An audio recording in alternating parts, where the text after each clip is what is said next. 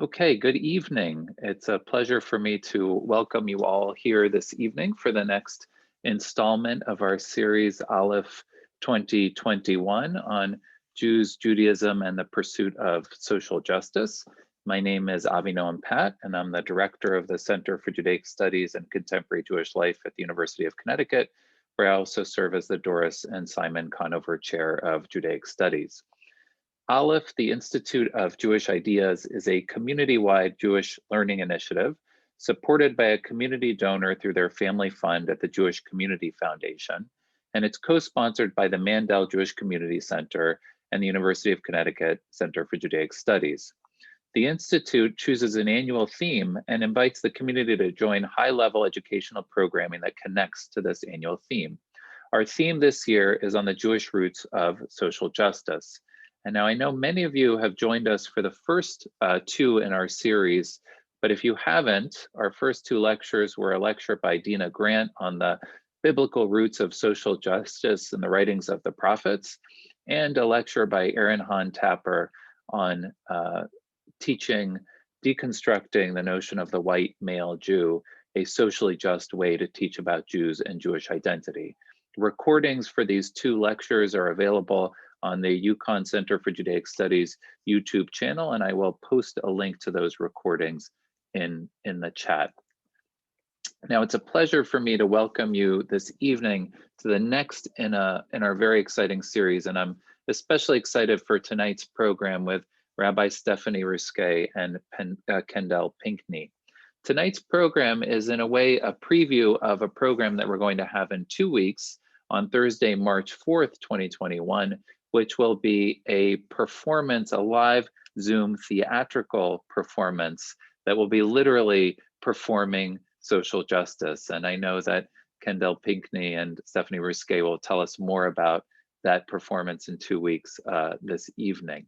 So what I'm going to do in a moment is introduce Rabbi Stephanie Ruskay, who is going to introduce Kendell Pinkney, and I will give them the screen and they will talk about our program this evening. A few technical points to go over before we continue.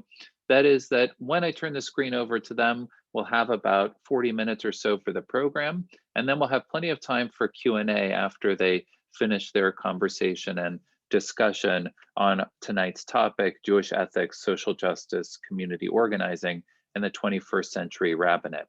At the bottom of your screen, you will see that there is a chat button, which I'm sure everyone is familiar with by now. If you have questions as we go through the program this evening that you would like to have our speakers address, I would encourage you to use the chat button, and we will make sure to address these questions as we get to the moderated Q&A towards the end of our program this evening. So I'm very excited to introduce Rabbi Stephanie Ruskay. Rabbi Ruskay has made her career in the Jewish social justice sector. She has served in leadership positions at American Jewish World Service, the Auburn Theological Seminary, AVODAH, the Jewish Service Corps, and Join for Justice. She is an alumna of the Jewish Theological Seminary's joint program, the Davidson School, and the Rabbinical School.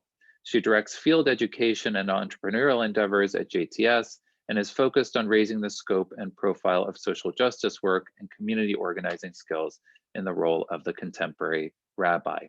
I could go on, but we agreed that we would have abbreviated introductions, and our speakers are going to be able to have, in a moment, introduce themselves. I'll just mention that Kendell Pinkney is a Brooklyn-based theater maker, Jewish life consultant, and rabbinical student at the Jewish Theological Seminary. And in a moment, he's going to tell you a lot more about himself. So without further ado, I'm very excited to turn the screen over to our two guest speakers this evening, Rabbi Stephanie Ruskay and Kendell Pinkney. Thanks, Avi. Thanks for having us. It's really nice to be here and to be home and with you all at the same time and seeing all of your homes. So we thought that we would be a great follow-up to the last session, which was how much of Jewish history has been sort of told through the story of male white eyes. So here we are, Kendell and me, and we are not that. And we're going to do it really in the way that we do a lot of education these days, which is in partnership and in conversation. So though I work at JTS and I'm the associate dean, and Kendell is technically a student, he is definitely my chavruta, and I have learned a whole lot from him. And I think both of us would say, if you had asked us at the beginning of the summer, or maybe last March, who do you think you're going to talk to the most frequently this year? I don't think either one of us would have said, oh, the other one. But in fact, that is how it has happened. So we thought that we would take the opportunity of being with you tonight to talk about who's becoming a rabbi these days and how are we doing it. If you're talking about who are the Jews of the 21st century and what do they think about injustice and sort of need in the world, and how are clergy going to help communities address it, then we'll share with you what is really an evolving conversation for us, because guess what? There is no one answer, and the world's changing pretty quickly. So our educational system really is sort of in flux as the world changes. And racial justice has been like a very big piece of that for the summer, starting in the summer, which is how Kendell and I began working so closely. So I will only say about myself that I grew up in the conservative movement, and our shul and Jewish life was very central. And I grew up in a community that was not talking a whole lot about social justice at that time. And I felt like if this religion was going to be key to me and so much of how I was going to see the world, then I wanted to help make a way for poverty and need and root causes of justice issues to be part of the faith tradition that I was practicing. And slowly I sort of made my way to suddenly working, training rabbis, making that part of it. So that's me. And and Kendell, so I am the associate dean in the Rabbinical School, and I also lead our Center for Ethics and Justice, which has given us an opportunity both to do applied ethics, but also to be in conversation a lot throughout the conservative movement working on justice issues. So we'll talk about that more, but I'm going to let Kendell introduce himself because I couldn't possibly do him justice. So Kendell, briefly, who are you? Thank you, Rabbi Ruskay. And I'm Kendell Pinkney, and it's so wonderful to be with everyone this evening. I'll start with, in a way that might even be slightly unexpected, in saying that I know that so many of the conversations that are part of this series really deal with social justice, ethics, and many other things. And had you asked me growing up, and even to some extent today, if you ask me like, oh, so you're invested in social justice, like part of me would be like, okay, yeah, sure, but what do you mean? So there's something about that feeling of like the words social justice where it's like, I agree with it, but it also feels like it maybe doesn't quite fit perfectly. And maybe some of you have encountered that yourselves. So I kind of just want to be transparent and say that it's still, they're words that I'm still seeing exactly how they fit. That being said, when it comes to the actual work that I do, justice and matters around race, ethnicity, and the stories that we tell and the communities that we build, that feels very near and dear to my heart. So I'm Kendell Pinkney. I'm a fourth-year rabbinical student at the Jewish Theological Seminary, where I will be receiving ordination hopefully next year, and also receiving a master's in Midrash. Before I came to JTS, much of my life was actually revolved around theater, and to a great extent still does revolve around theater, though now at the intersection of Jewish identity and education. So I did a Master's of Fine Arts in musical theater writing, focusing on words and playwriting at NYU Tisch School of the Arts. And I studied religion and Jewish studies at Oberlin College, and also studied music in the conservatory for a few years before having the requisite undergraduate change of heart midway through my my undergraduate degree. So I would say that I'm really invested in the roles of artists inside of Jewish communities, how we can support artists, and also how artists can help support building robust community, possibly in ways that we haven't necessarily thought about it. So I guess that's a good enough start, and I'm sure that other things will come up.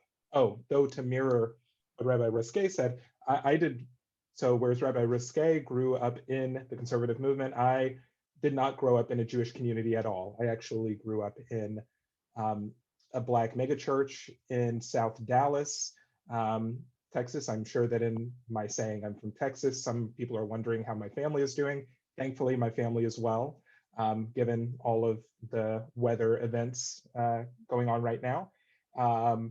And so the Black church really formed a lot of how I approach the world and how I viewed myself as part of that world. And I began the transition to the conversion to Judaism in college at Oberlin. So that is that's a good enough start for now. Okay, so, but I'm going to call on you again. So don't get too comfortable with Absolutely. Okay. Absolutely. But so with that setup, like, why become a rabbi? Like, how did you feel that as a dinner maker, being a rabbi was the right way to bring your talents to the world? Right. It's such a, it's the question I think that honestly every rabbinical student gets, even for those for whom it might seem like such a natural trajectory. So growing up in the Black church, I was always I'm an only child. My parents were kind of my role models, and still to some extent are my role models to this day. My family was very sincere about its Christian faith. I was a very serious, quiet kid who was a little too obsessed with the Bible, if you ask me from my perspective these days. And I mention all of that to say that this background of being interested in matters of religion and matters of religion within community feels very natural to me. And for a while, people in my family thought I might become a preacher. There are a lot of preachers on both sides of my families going back, both sides of my family going back many generations. So that was kind of like, it was just in the air, attending church, attending Bible studies, attending different prayer services and revivals. And then once I got to college, where I was focusing mainly on the arts and the study of religion, I just kind of really followed those as far as they would take me, and they took me to very interesting places, such as graduate studies in religion at Hebrew University, also performing in not-for-profit community theater in Jerusalem, as well as in the States, and working at the Eugene O'Neill Theater Center in Connecticut, and then eventually to NYU. So one of the things I realized at NYU was that a lot of the material that I kept writing about had to deal with identity and religion. So two of the people who I wrote full-length musicals with happened to be Jewish. By this time, I was well on my way to becoming Jewish. And I just found myself wanting to write about the intricacies of Jewish identity and practice within these fictional narratives, and then also wanting to talk about and write about Black experiences and Black narratives. And so I think that was kind of the earliest point at which I realized there's something here to this religious and this artistic bent, and I'm obviously trying to find some way to integrate them. It was not easy to integrate initially. I spent a lot of time hopping around the Brooklyn Judaosphere, teaching a lot of different Hebrew schools and tutoring students in Hebrew, among other things.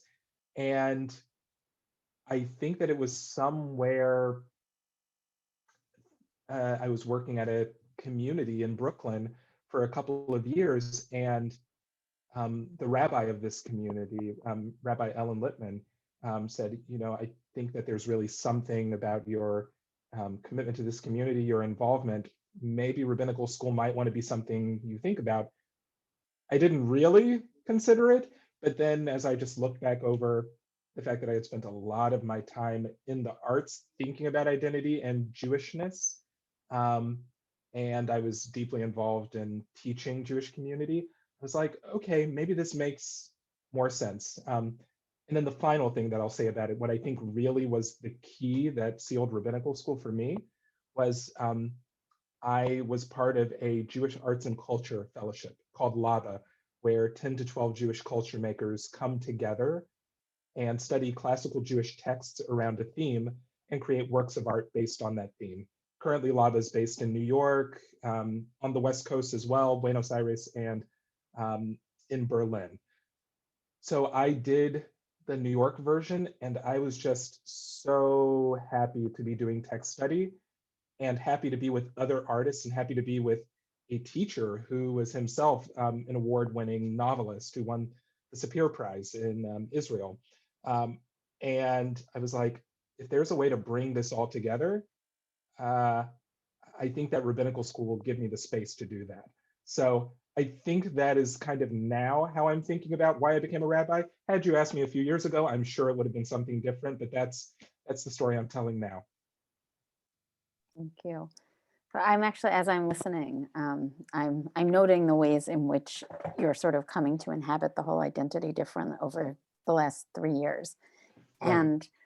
And so in our sort of getting to know each other, I would say for the first 2.5 years of school, I would periodically suggest to Kendell that maybe we might do something together, perhaps around justice and race. And he was like, see you. No, thank you. Or Okay, I good. got to go to Yeah. class was, I think, the frequent, Right. or I won't be on campus for that. Right. But the way in which you were telling it now, there's sort of been this surprising. If you had asked me a year or two ago, would I be focusing so heavily on thinking about theater and art, I would have said no, because I'm not particularly artistic. If I have a sort of an art, my best thing is community organizing and a way of getting to Absolutely. know people and connect them. But I don't have something that like regular people would think of as an art. And so what has been interesting is that because Kendell has such a rich background in theater, and because he is a Jew of color, and because this is the moment that we're living in the world, all of a sudden, and because JTS did a project over the last few years, which a little bit started like many building projects, which is that we needed a new roof for our building. And next thing we knew, it seemed like actually we needed a different size and scale of building and a different shape. And we sort of shrunk our footprint some. And now there is a theater, which has not opened because of COVID. It was sort of being built and is maybe still having the final finishing touches. But it has sort of given us an imagination, because we will talk more about it a little later, but the people you're going to meet next month are all artists that who are Jews of color, who Kendell introduced me to, who have been collaborating. What they all have in common is having been sort of trained at NYU at the Tisch School.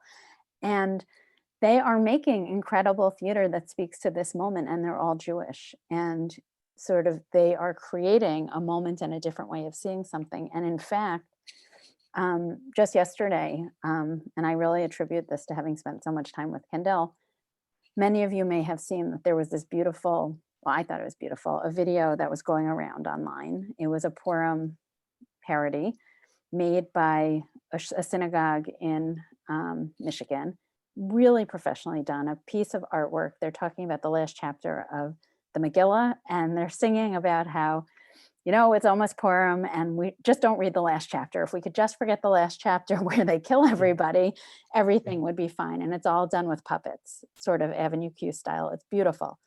But all the puppets look Ashkenazi, like they're all white.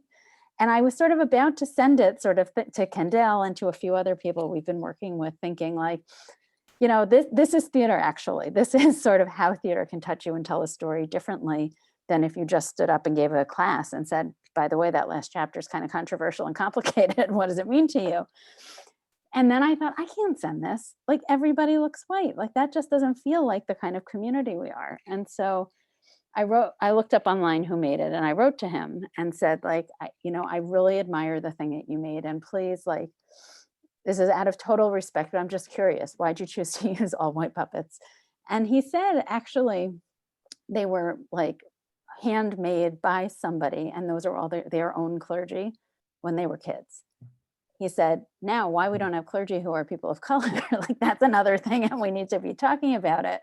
But it's just like, I don't think I would have had that thought and that whole hesitation about this beautiful piece of art a year ago. And it has really been through deep relationship, I think, and not shaming at all, but coming to know each other and look at things differently. that's just one way in which I just in the last 24 hours had sort of like a personal shift of noticing what I'm paying attention to. So Kendell, will you talk a little bit about like this idea of a theater? And we're going to have a theater that's going to do many things, but if it's up to Kendell and me, we hope that one of the things that will happen in this theater is that Jews of color led and created theater will have a place to thrive. And we don't think anyone else is doing it, though you're doing a production next month, which is very great. But will you talk a little bit about this vision of a theater that does sort of justice work and why? Sure. Sure. So to kind of say two separate things. So I'll get to the theater in a moment, but it's interesting that you bring up the video about the Purim spiel, like having, so now that my world happens to be broad enough, I guess it is interesting also from the perspective, not only of like Jews of color, like Jews of color community in America, like the sense of it being all represented as white, but even from the fact that this is a story that in essence is a Persian Jewish epic, the story of Purim, and kind of knowing the ways in which, or knowing a bit about the ways in which Persian Jews who have their own like rich, like many like millennia of history and kind of the way that plays into things. It is also interesting the ways in which maybe to some extent that the Persian reality gets overlooked as well. So I just wanted to also draw attention to that. Okay, so this theater. Well, one of the things that I'm really passionate about it with this project at JTS is honestly, I want to see all kinds of theater incubated, whether it's Jews of color, whether it's theater that focuses on traditional Jewish ritual, whether it holds up matters of gender, sexuality. Like I want to see all of those things represented. So I just want to put that out there. But yes, I am very interested in foregrounding the stories of Jews of color in meaningful ways. And I think my reason for that is because I think there is something super special that is accomplished through the theater. Think about the world we're living in. Think about all of the conversations that we're coming to around race, ethnicity, power, and things of that nature. Whenever we enter into these conversations, we probably feel our heartbeats go up a bit, our shoulders start, moving up. Like it feels really fraught. And it often feels as if our very lives or identities or our moral visions of ourselves are on the line. And it's often phrased and framed in this very pugnacious, like combative kind of debate kind of way, like who is right. One of the beautiful things about theater is that it has a way of giving us a bit of distance from what it is we experience day to day. And ironically, in allowing us to have that distance, it also gives us the chance to address some of the deeper truths. So the reason that I'm so committed to theater and that I think it can be an especially good tool to approach these matters is it actually allows us to have the conversation. And I don't think that there are many arenas in which we can have a robust, nuanced conversation these days. So that's one reason why I'm so committed to theater as the tool of my rabbinate. In fact, I even call my developing rabbinate a dramaturgical rabbinate. So the dramaturge in theater helps get people in the room, do the research, ask the right questions, put things together in a very like open, free-flowing way in hopes of arriving at a better product where we're all telling the same story. So that's one thing.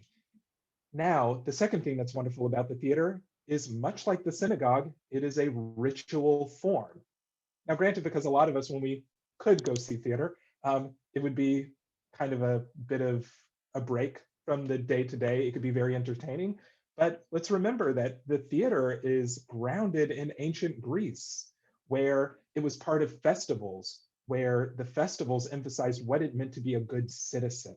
And so people would more or less be expected to attend these festivals that reinscribed the values of the culture through looking at these often fictional stories that told of really human, enduring challenges. That's exactly what the theater can do today. And I think that if we look to the theater, and if we also look to artists as our new rabbis or our new associate or para rabbis or something like that, I think that we could actually find ourselves engaging in more interesting conversations that really let us get deeper into just all of the challenges that we're facing today. So that's part of the reason why when every time Rabbi Ruskay would be like saying, how about we talk about justice? How about we talk about this? I would be like, no, but if we could talk about theater, that would be great. And then inevitably we've now You got me. You totally changed the story. And now here we are talking about theater. I didn't even see it coming. Right. So I guess she won me over to community organizing, and in a way I won her over to theater. But this actually kind of brings up a question for me that I want to bring to you, Rabbi Ruskay, because this process of being here today, like, it was a long time in the making. Like Rabbi Ruskay said, it took me a while to come around to what she was saying. So my question for you, Rabbi Ruskay, is about the changing needs of the rabbinate, like, and kind of what it was that influenced you to like be so committed to creating rabbis who do social justice work, do community engagement. So just to kind of set up the question a bit more specifically, people in Jewish communities often have some idea of what exactly a rabbi does, and maybe that maps onto reality or not. But given the challenges that you've seen in Jewish communities over the past decade or so, and the current political climate we're in, how has rabbinical training changed to help current students meet the challenges of our times? Thank you. So I think it used to be true that rabbinical school was largely a lot of text and history and literature study, and not so much professional skills. And over time, it felt like, well, it's very great to know all that text, and it would really be great to also have some professional skills at, like, that sort of helped you work with humans who are alive right now. And like, in some ways, there was sort of a rebalancing and an addition of professional skills. But I would say in the last 15 years, community organizing has once again become a set of skills that have been really called upon. And also it has been sort of brought to the training of religious leaders a lot. So there's an organization called Join for Justice, which trained me and many of our students and many rabbis in all of the movements. And I would say as a student, I did their training and interned with them, and felt like the kinds of conversations that we were having as a result of the organizing training were totally different than the kinds of conversations we were having before that. Before that, we would have what I sometimes call like kiddish talk. You'd see people, which now probably sounds like, wow, we just wish we could have kiddish talk, even if it's not that like robust. But it was like, you would see people, how are you? How are you? I'm fine. That's what you're supposed to say. And then like, you didn't really know what kept them up at night, and what were they worried about? What really mattered? What was there anything at shul or in their Jewish community center, or that like where they felt like being part of this community allows me to be more of who I want to be in the world, and allows me to make the world more of what I want it to be. And this place is part of that. And I did not experience that in organized Jewish community, though I spent a lot of time there, until we did this training. And that was sort of, it just reset the conversation differently. And I saw a culture change happen at JTS in the time that I was there as a student. And then we all graduated and it went back to how it was. And so I really thought, oh, first of all, you need people who stay there, who have this orientation around organizing if the culture there is going to shift for a while. But also, wouldn't our community centers, our synagogues, like, wouldn't they be different places if people were really speaking to each other and working together on things that like mattered to them? Like, yes, there is a place for all of the ritual things in a synagogue and the cultural things in a JCC. And people are more complex than that. And there are real things that they have in common that keep them up at night. And if those institutions could be part of allowing them to access that part of themselves. And in some ways, I would say I'm seeing that again around racial justice. So I've started doing like house meetings with various synagogues and communities. And when you ask people to tell you a story about what keeps them up at night about race right now, very, very often, communities that look primarily Ashkenazi, people start telling stories and it's like, well, my brother adopted a child. My other brother married somebody who's a person of color. My grandchildren are people of color. So all of these Ashkenazi community, what feels like it appears as an Ashkenazi community, actually has all these people who are showing up there, not sharing a big piece of who they are, and not necessarily sort of making an organization where their grandchildren are going to feel comfortable. So I think organizing skills has turned out to be an essential part of training religious leaders today, and makes those organizations sort of function more holistically and effectively. We also right now have a Millennial engagement project, which has been very interesting for a few reasons. First of all, within the conservative movement, we don't really have, nobody else is sort of responsible for ensuring that college students and young adults sort of have access to egalitarian, conservative movement-ish leaders. Sometimes they do through their Hillels, but sometimes they don't. And so we have this grant, the Slifka-Nadich Millennial Engagement Grant, which we have been sort of activating to send our students around, college campuses. It used to be in person and now it's been virtually.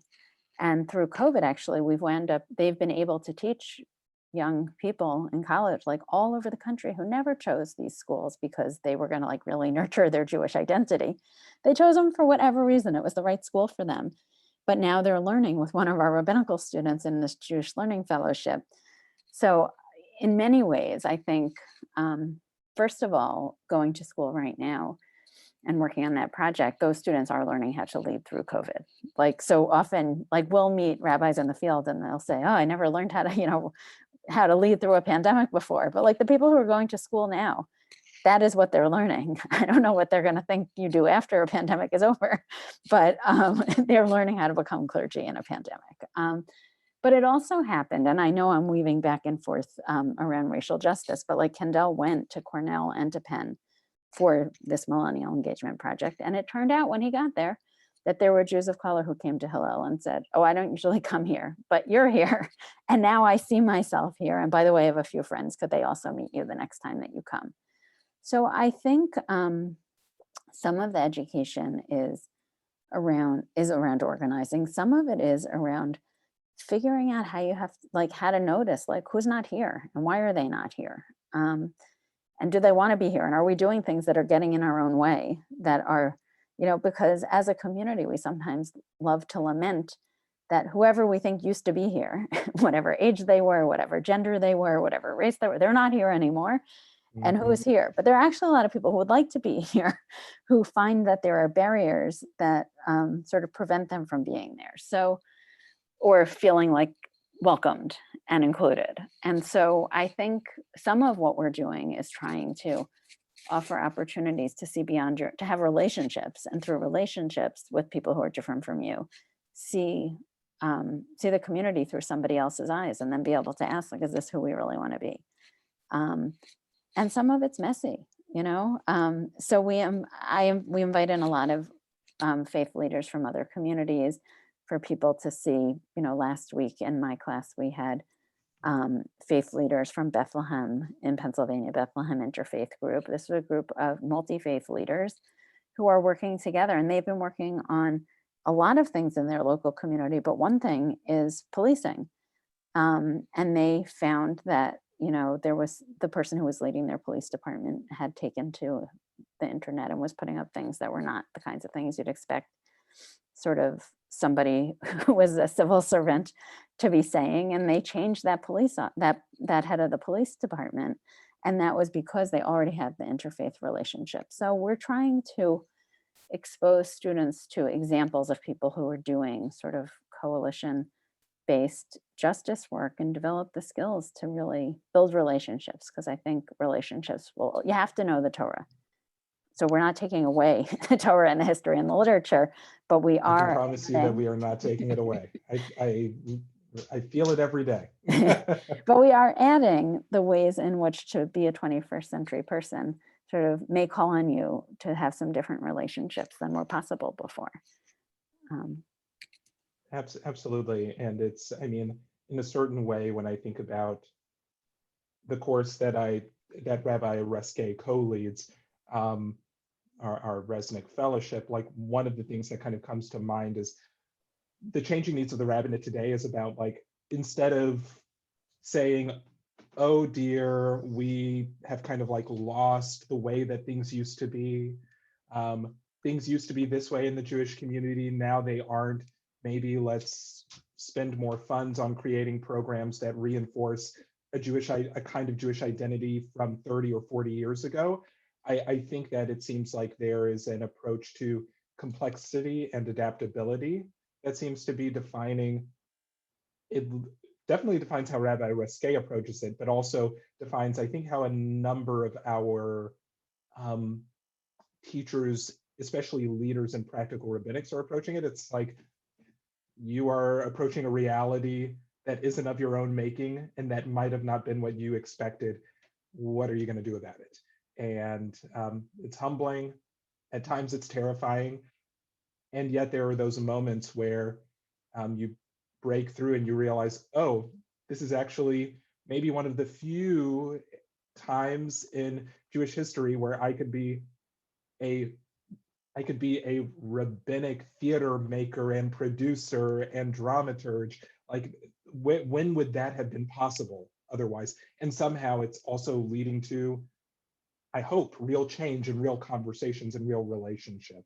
So yeah, lots of complexity.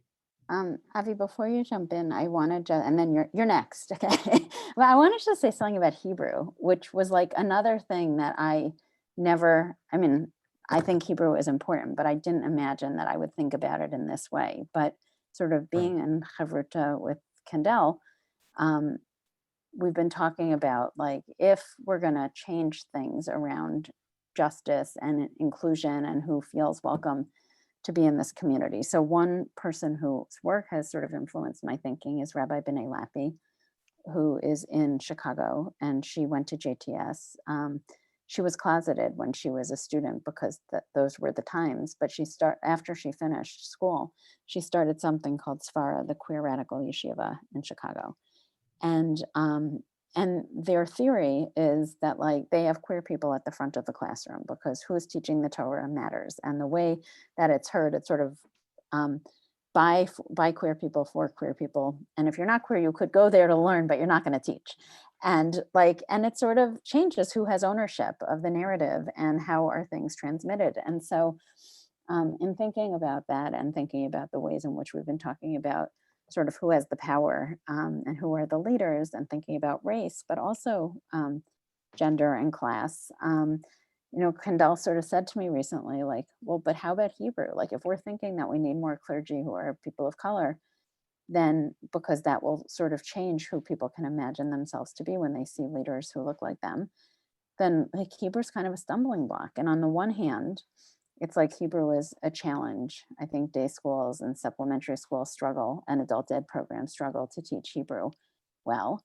And also, if you look around, they're not filled with Jews of color. So if they're not in the places even where we're like struggling around it, then where is the possibility of low cost sort of access to Hebrew? So I'm particularly saying that here in a community where I have the feeling that in your community you teach Hebrew in adult ed, or like, and just to think about like who's there and are there barriers to who shows up there that might, like, if there was more access available, it might sort of encourage people who, like, Kendell never imagined he was going to become a rabbi, but somewhere along the line he got the Hebrew tools, and that really helped him to show up at JTS and have it be possible.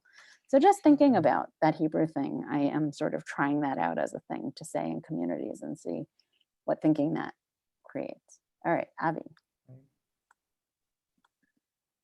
I want to thank you, because this has really been a fascinating conversation, and I think all of you who are here in the audience can see why I was so excited to both have this program tonight, but also in 2 weeks have this Zoom theatrical performance where we're going to sort of see this kind of theoretical, these ideas in action, right, in our Zoom world, which I think also all of us are kind of starved for live performance, right? And this is kind of how we have to do live performance now, but it also allows Kendell and his fellow artists to also think really creatively about how to reach people where they are and use those theatrical tools. I do want to encourage people, if you have questions, to use the chat function. I know I have questions, which I will start us off with for both of you, but for everyone in the audience, so please feel free to let us know if you have a question or type it into the chat.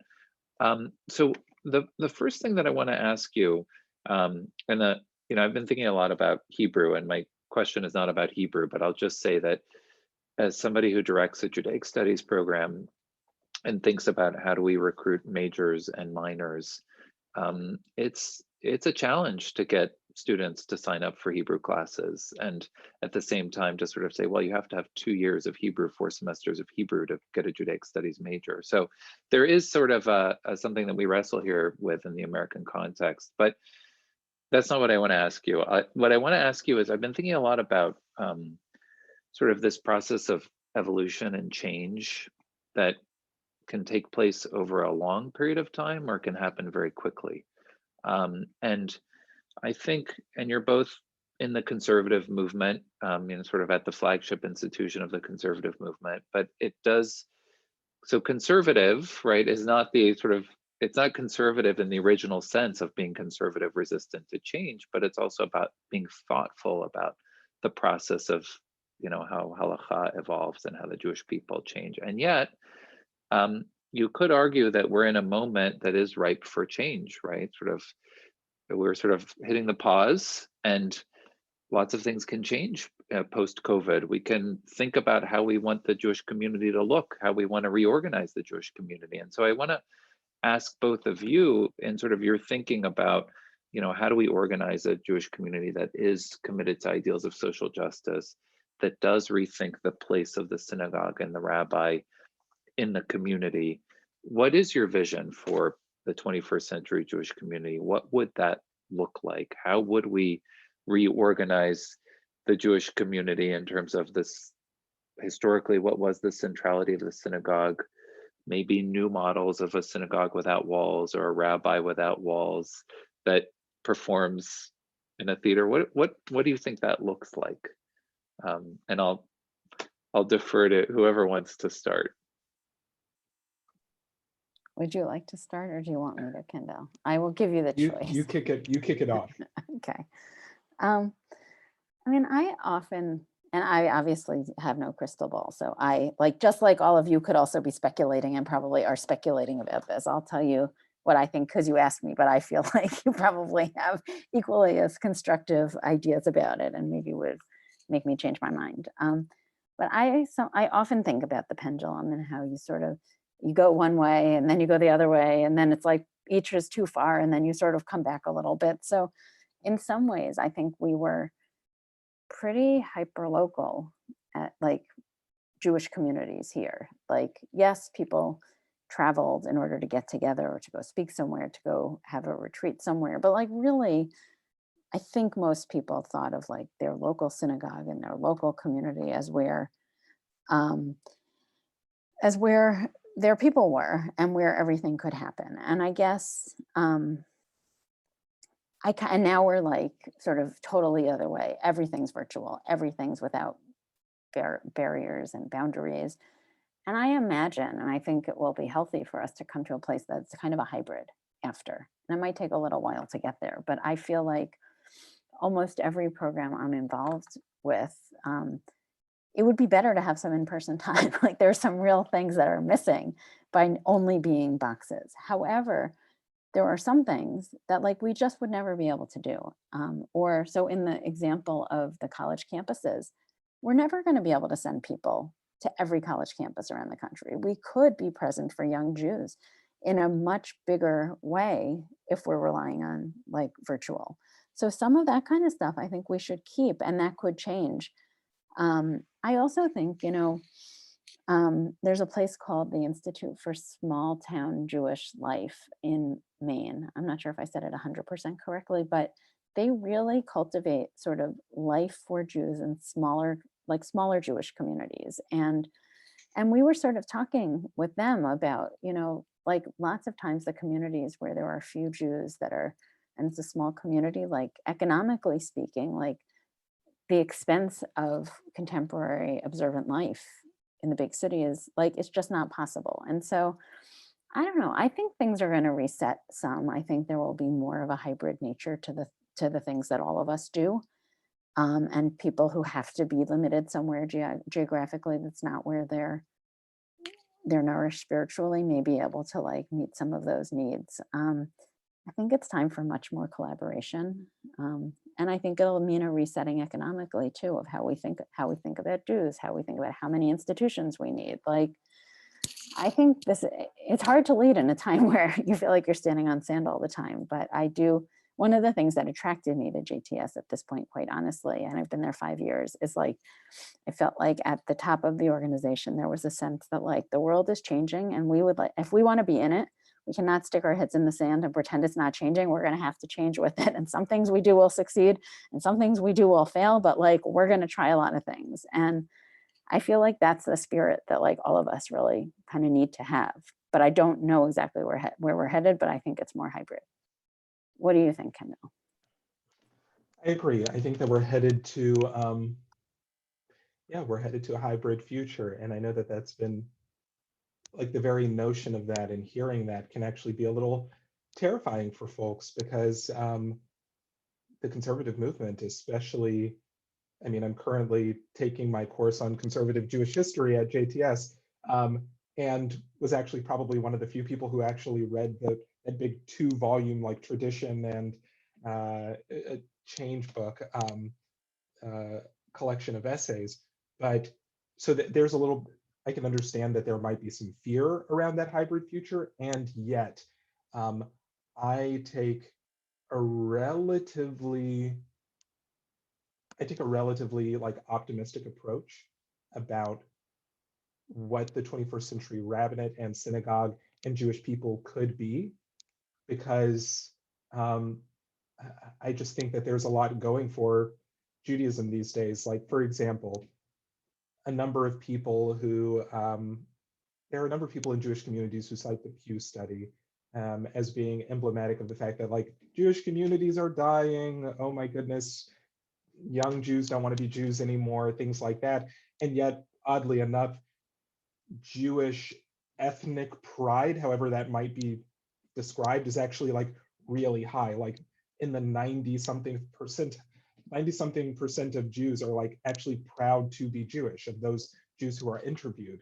So it kind of makes me think that we really do have to rethink how it is we are measuring group belonging, how it is we're measuring success inside of our communities, and how we might need to be a bit more, maybe we need to stop thinking of like market share in Jewish communities and start thinking of what I think the scholar and leader Yehuda Kurtzer calls like mind share. Like, what are these other organizations that, were it not for like a competitive landscape, it's like you're kind of doing some of the similar things. Like, for example, the conservative movement. Okay, maybe there aren't as many conservative synagogues with robust membership these days.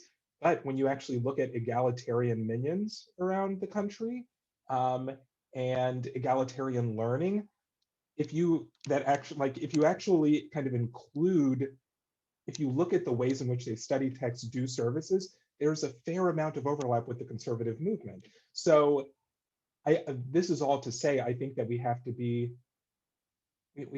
much more incisive about how it is we evaluate things these days. And I think for the 20th century rabbinate and synagogue, the more collaborative we can be, the better off the Jewish community, not the Jewish community, because I don't believe there's a single Jewish community, Jewish communities will be. Rabbi think. Tooling, Yeah. can we sort of look at that question a little bit? I think it's a great question as a congregational Sure. rabbi. Go ahead How do if we you want measure to success? read that one, and then I'll go back to some of the ones that have come in Okay. before as well. I have some that have come directly to me as well. All right. Um, So how do you know if you're being truly inclusive, and do we measure? So, I mean, I would say, like, my perspective has been to try to form deep and long relationships with people who I suspect should be at the community but aren't. And then to, like, through those, like, first of all, if people start showing up who didn't, then you know that somehow the word has gotten out that this is not the community that you thought. Like, just by who comes is one way of measuring. I think also I kind of recommend to our students, like, when you move somewhere, like, you get a job as a rabbi, like, go to the other houses of worship, meet all the other clergy, and find out, like, what is the story in this community? Like, are there people who might be conservative Jews who are going to them or are going to civic organizations because they think that this community is, like, not for them? And so, and I would say we brought in Heather Miller, who is a colleague of Kendell's and mine, who she's a president of her conservative synagogue. She's a Jew of color. And she has done some workshops for my students, and she does also for United Synagogue. And she does something on shul shopping. And it's not, she says, like, one thing that she and Kendell have both said to me many times, like, we don't speak for all Black people. I'll tell you how I see it, but just like there's no one who speaks for all Jews or no one who speaks for all anybody. It's like you have to have many relationships so you hear from lots of different people. But Heather did something on shul shopping and sort of said, like, there are lots of people who are never coming to your shul because they look at your website or whatever you put out, and already they're thinking, oh, I have children. Are there kids in the picture? Does it look like all of the people of color are nannies? Or, like, how am I going to fit in here? And they're making decisions about coming or not without ever setting foot in the door, and you never knowing they're thinking about it because they've already determined by the things you've put out there. So I would say, like, finding people who trust you and you trust, to sort of ask for an honest assessment, see if more people are coming, talking to other people in positions of leadership in the town who might give you a different perspective on what the word on the street on your community is. And I would say, like, and this has come up in some of our case studies in class, like, having lay leaders who are in this with you.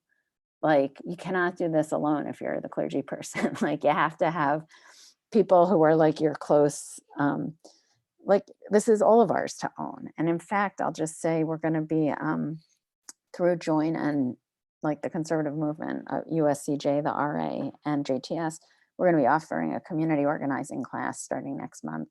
So we maxed out, we have 60 people, 2 cohorts of clergy and lay leaders together who are going to do training on organizing, like, geared towards racial justice. But the idea is to be doing this regularly. I hope we'll do another cohort in the summer.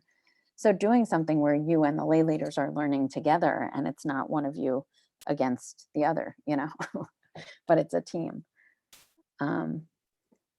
So I'm gonna try to blend in a few questions that have come in because there's some really interesting comments and questions that have come in, and I'll try to combine them a little bit. And a couple of them sort of combine some of the themes that you're talking about, which is, on the one hand, being more inclusive and creating a community that more accurately reflects sort of the nature of, and here we're talking about the American Jewish community, but we can also think about how this sort of needs to be applied globally to the Jewish community, and that's important too. But in this context, you talked about the Millennial Engagement Program, you talked about making an impact on college campuses. Kendell, you talked about sort of the findings of the Pew study, which on the one hand, find like a higher and higher percentage of millennials think of themselves as Jews of no religion, but at the same time are fiercely proud of their Jewish identity, right? So sort of balancing those two findings, which are really interesting. And so Merle Harris asks, how do you attract students on campuses who have never been involved? And it is an interesting question, which is, on the one hand, The conservative movement has talked a lot about sort of demographic issues that confront the movement, right? But in general, like there's a question just more broadly for all the movements of how do you engage young people, right? How do you sort of encourage them to see themselves in the synagogue or more broadly in the community? And Linda asks, and I'll just read her comment, I'm one of those Ashkenazi Jews who is here today because I now have a Black nephew, a Latina niece, two biracial grandnieces, nephews, and multiple gay relatives. If Judaism is going to survive in this new world, we need to start doing these things to be inclusive and welcoming. These people are now growing up Christian because the Jewish community has not been as welcoming as it could be.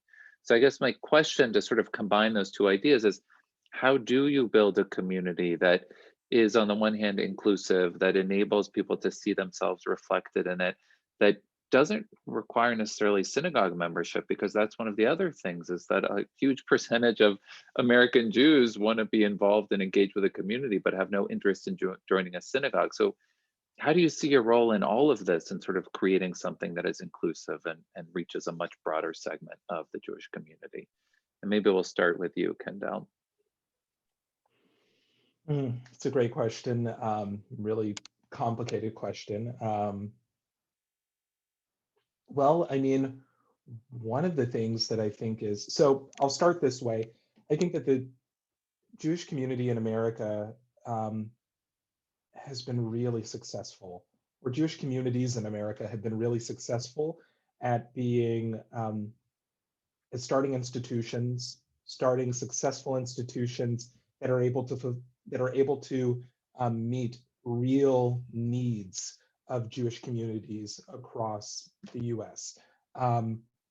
Things are shifting in such a way that I think that that really strong muscle of Jewish institution building that is so used to flexing that muscle in a certain way is now meeting a Jewish landscape that has changed and where people have very different needs, where young Jews have very different needs and they're not exactly sure how do we negotiate this. So I start by acknowledging that in previous generations, those needs were very much needed and they were needed in specific ways. Now it's much more diverse. And so I say that in order to say that this notion of like a Jewish, like building inclusive Jewish communities, I think is actually going to start more so from grassroots and hyper-local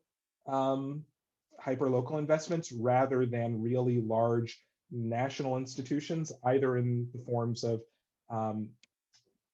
foundations, personal foundations, or even in terms of like a Jewish federation. So so one thing I would suggest is look much more into collaboration rather than being invested in owning a program. So one of the things that kind of puzzled me as I've gotten deeper into the Jewish leadership landscape is the ways in which you can have 4 or 5 programs that are doing the exact same thing, but then they have slightly different language. And I'm just thinking, but why? I don't understand. Why do we need 5 different things? But when we start to kind of like let go of that and say, okay, my organization, ultimately, I'm really invested in Klal Israel. I'm invested in Jews being connected in whatever way that's going to look like for them.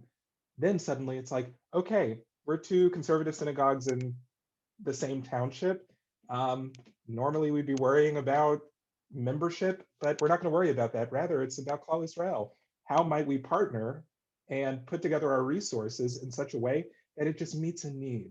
So I think that that's one thing that is a way to build inclusive communities, more of a structural way. And then secondly, depending upon what kinds of inclusion you are being told you need to focus on, speak to people from that community. If you're focusing on race, speak to people of color, bring in Jews of color. Not in a tokenizing way, but in a way that it's really about having a deeper conversation and establishing a relationship. Because there's nothing worse for me, just to use myself as an example, than being asked by an external community to come do a one-off program for Black History Month or to speak about Abraham Joshua Heschel and Martin Luther King Jr. I really hate that because often I'm being asked to come in for one session in order to speak on a piece of history that, though important, many Black communities I know are just like, why are Jews always talking to us about Heschel? What is this supposed to mean for us? There were so many white people who marched with MLK. So it's so non-relational that it becomes annoying. So what I am interested in, though, are those communities who are saying, look, we're doing this work. This is one step. Can we talk with you? Can we talk with Rabbi Ruskay about actually building something that's more sustainable? And that's actually about developing relationships with Jews of color, people of color.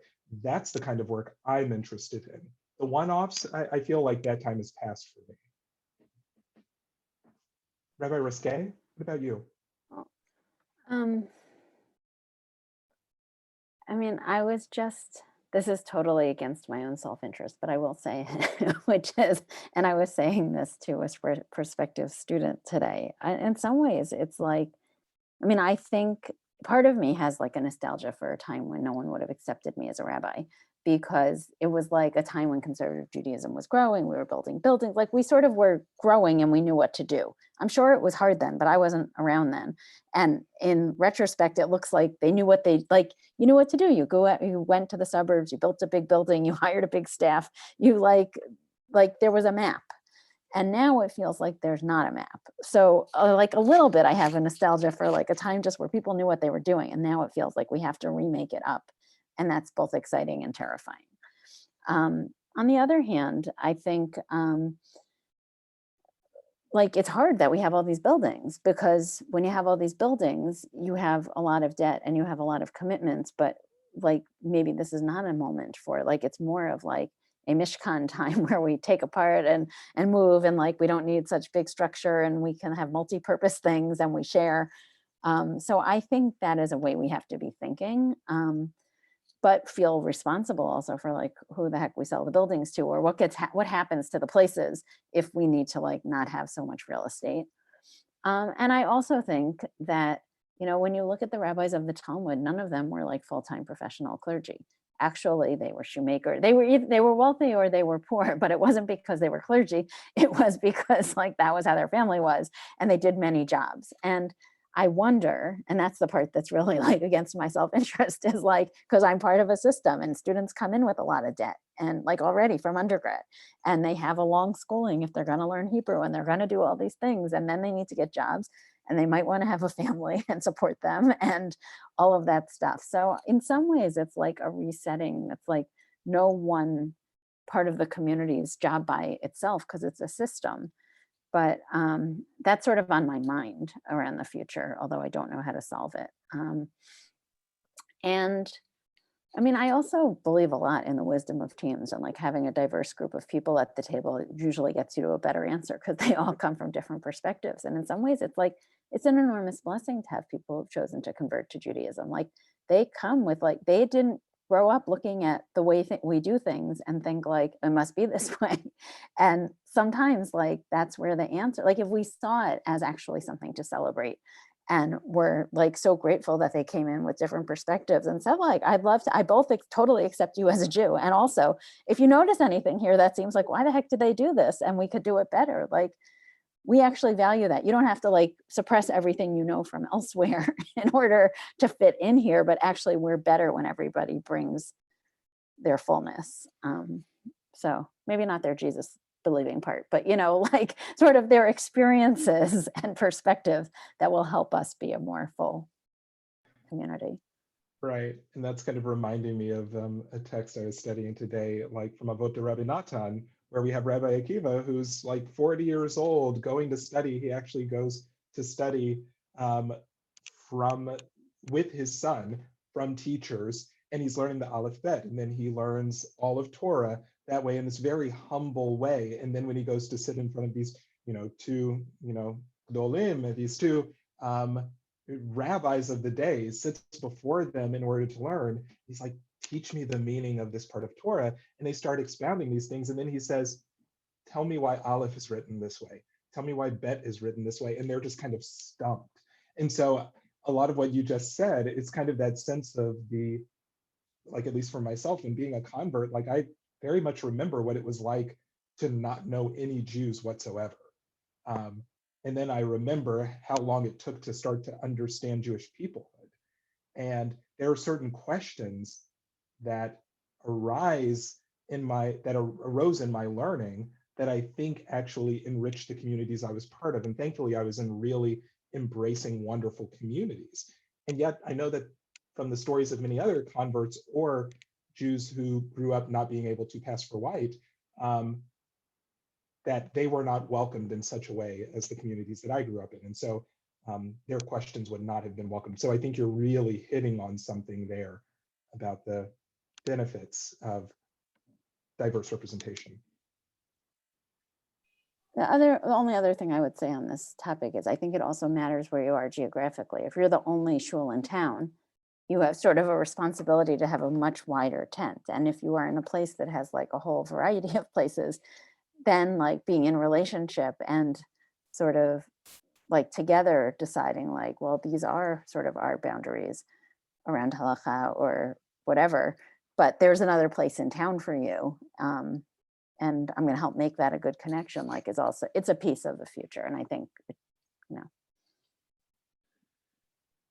This has been a fascinating conversation. It's really interesting to sort of think through these challenges of evolution and change and a vision for the future. And you know, there's a question in here from Faith who asks, is there huge resistance to change through traditional synagogue leadership and membership? And I mean, you both can answer this from your perspective, but I do think that in general, you do see sort of, as you were alluding to, you know, there's been huge investments in infrastructure, in sort of institutions that exist, in turf, protecting turf in different communities. And you're talking about a vision of greater collaboration, greater inclusiveness, breaking down barriers and walls that exist. And I have to believe that there are numerous internal obstacles to sort of realizing this vision, which ultimately, I mean, if you strip it down to sort of the bare essence of,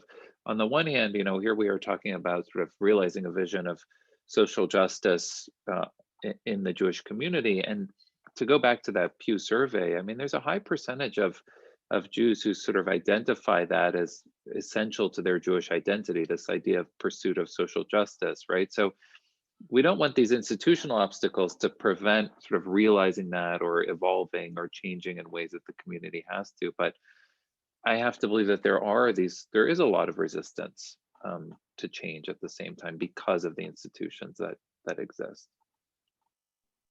Well, Maybe there's nothing to add, but yeah. Well, I think in general, it's hard to change, right? People don't usually change unless they're made to. Like, you don't, like, if you have a way of doing things, it's really hard to say, let's do it a different way, even if the way is kind of circuitous and doesn't work that well. And I also think, in organizing, you're constantly organizing and then disorganizing, like, because people like to build things for themselves. And this is a moment of generational change of power also. So, I mean, not in the presidential election, but, like in like the communities a little bit. And so people like to build something. It's not that fun to just exist, like to build something and then like, okay, let's just coast. Like that's not human nature, I don't think. Like people like to, even if it works, they want to reinvent it for their generation. So I think like our big facilities, our big everything really worked, and we're probably at the part of disorganizing it and need it. And then, you know what, our grandchildren will probably have this great idea that like, wouldn't it be just great if we had big synagogues and we had big JCs? Like, so I think that is human nature and trying to be nimble enough to be part of it. But I think it is natural, but hard. Absolutely. And this is one of the places where I actually, I've recently been speaking with, funnily enough, all the people who I've expressed this to do happen to be artists who happen to be Jewish, often writers in particular. I so wish that I could give more people my experience of being a convert, like that long experience of having to come to understand that change in self and change in identity, because what Rabbi Ruskay said is just so true, that change is really hard and we don't like it. We want to build something that's going to serve us, and the thing that serves us very well might not serve the next generation. So I grew up in a very Christian setting, in a Black church setting, which has its own ways of being and its own ways of being in the world. When I started the conversion process, it honestly felt like the earth was falling out from under my feet, and I didn't know if I would really ever find the ground again. And granted, my process was not linear. It was very up and down and all over. But to now have reached this other side where I'm almost done with rabbinical school, to the point where I can now say to my younger self, like, it's going to be okay. And actually the thing that you are landing, the place where you are landing is actually much more aligned with how you want to be. It's kind of an amazing feeling. And I wish that I could give more people that experience of knowing that the change is hard, and believe it or not, the thing that you will potentially get is something that's so much better than you could have even imagined. So feel the fear, but engage in the process anyway. That's kind of my approach to it. I think that's an amazing sort of point to end on. Future Rabbi Pinkney, Kendell. There must be a term for rabbi in training. But thank you, and it's sort of also a really, I think, helpful way to think about the process of change and the challenges of change and transformation and evolution and facing the future and facing fear. So thank you. And this has really been a fascinating discussion. So I want to thank both of you. And I want to say before we leave that this is not over yet, this conversation, this discussion. I'm going to share here the link to our Aleph page, where you can see that in 2 weeks, on March 4th, 2 weeks from tonight, we will have the next installment of this series, which I'm really, really excited for, Performing Judaism and Social Justice, with Kendell Pinkney, Avi Amon, and Rebecca Smanga Frank, which is going to be, I think, and Kendell, you can tell us more, kind of an amazing Zoom theatrical performance of reinterpretation of Jewish text. I don't know if you want to say anything more as a teaser. Yeah.